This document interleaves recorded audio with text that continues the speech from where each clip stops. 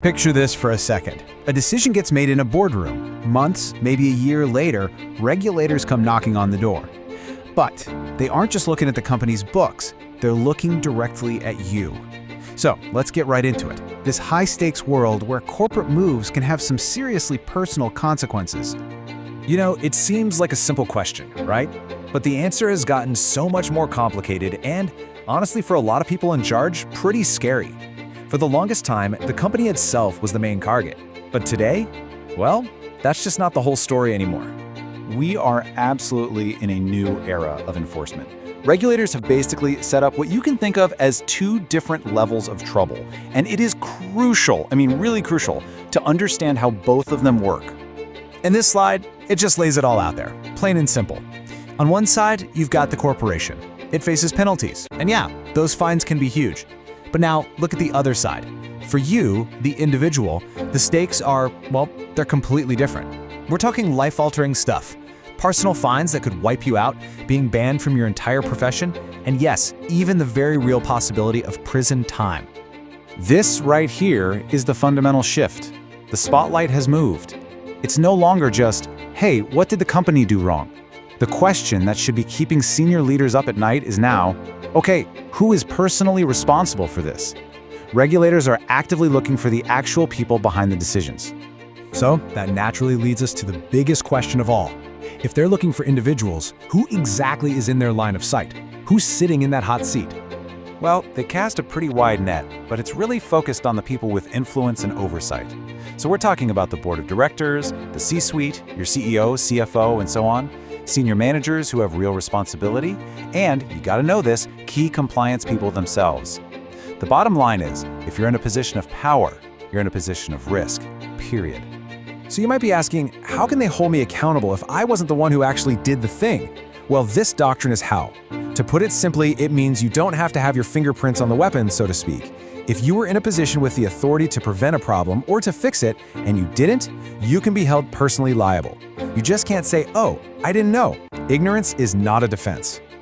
Okay, so we've laid out the risk. It's real, and it's personal. So what do? How do you protect yourself? The answer isn't about finding some clever loophole. It's about building a powerful shield. Let's talk about how to do that. I really like this quote because it completely changes how you should think about this. Your best defense is not something you come up with after you're in trouble. It's proactive. It's the system you build and live by long before anything goes wrong.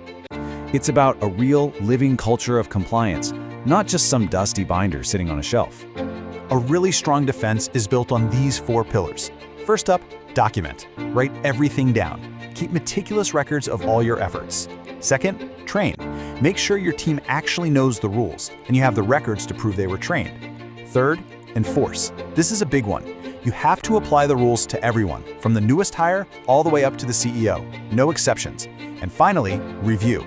You have to periodically check, audit, and update your program to make sure it's actually still working. This is your game plan for protection.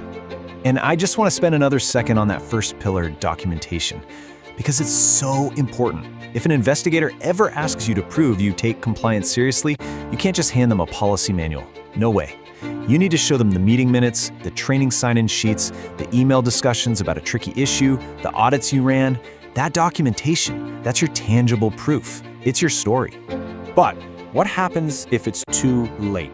What if, despite everything you've done, an investigation gets launched? How you react in those first few hours and days can literally define the entire outcome. So here's how it usually goes.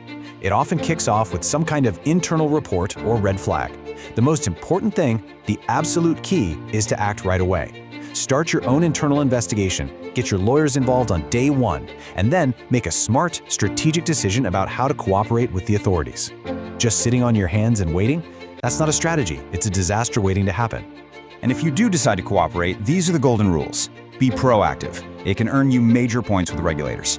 You have to preserve every single relevant document. Deleting anything, even by accident, can look like obstruction of justice. And above all, be honest and listen to your lawyers. Follow their advice to the letter. This is absolutely not the time to go rogue. So, as we wrap this up, I really want to leave you with this one question.